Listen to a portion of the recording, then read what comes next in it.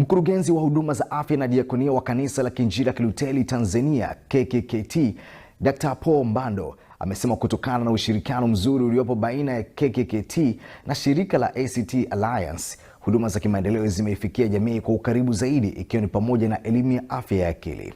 Amesema hayo akiwa kwenye warsha iliyoandaliwa na shirika la maendeleo la ACT Alliance Tanzania Forum kwa lengo la kuwajengea uwezo wadau kutoka mashirika washirika juu ya kuwahudumia watu wanaokumbana na changamoto ya afya ya akili, iliyofanyika katika jiji la Arusha, ambapo amesema kuwa changamoto ya afya ya akili inazidi kuongezeka kutokana na ukatili na wimbi la majanga ya asili yanayotokea katika jamii.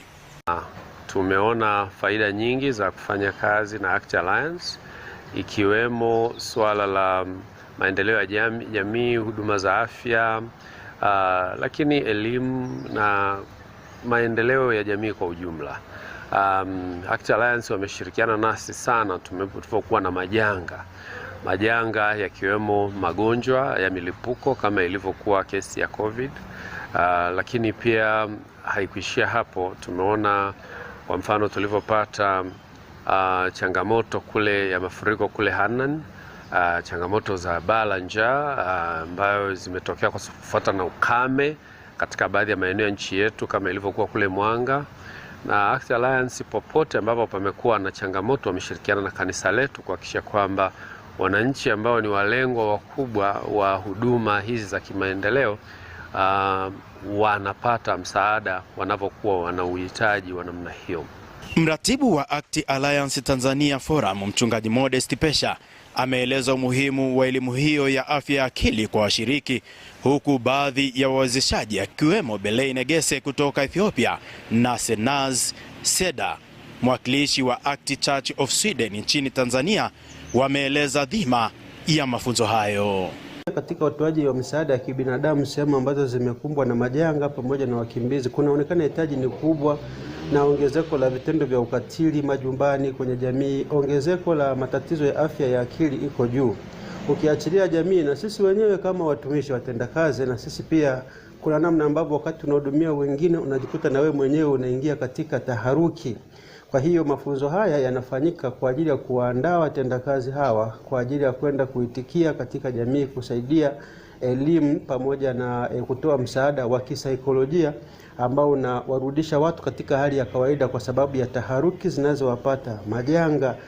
This particular training will help the participants to identify community members that requires mental health and psychosocial support, and to enable them to provide the best care and service to their communities. So that is a major objective of this kind of training. MHPSS and PFA is a very important element to the work that we do for both humanitarian work and development work, being there for the communities as an immediate response to crisis, and also helping them in the journey of recovery and building resilient communities. Baadhi ya washiriki akiwemo Mese Kawala, Godilize Moshi na Kellen Machibia wameeleza namna ambavyo elimu hiyo watapeleka kwa jamii na iweze kuwafikia jamii nzima. Sisi kama NCA tunafanya miradi mbalimbali kama nilivyosema, kugusa jamii moja kwa moja. Tunafanya kazi na wahanga wa ukatili wa kijinsia, lakini pia tunafanya kazi na jamii ambazo hata zimepata majanga mbalimbali, pamoja ikiwa na mafuriko na majanga mbalimbali. Mafunzo haya yametufundisha, yametukumbusha jinsi ambavyo mtu anaweza kutumia mazingira yanayomzunguka na watu wanaomzunguka ili kuweza kupata msaada pale anapokuwa amepatwa na changamoto. Aidha ni changamoto ya mafuriko, aidha ni changamoto yoyote ile ambayo tunasema ni changamoto ambayo ni natural, inayotokea bila kusababishwa na mtu, na changamoto zile zinazotokea kutokana na kusababishwa na mtu. Tukitoka hapa tunashuka kwenye ngazi ya wilaya ambako tuna ofisi zetu.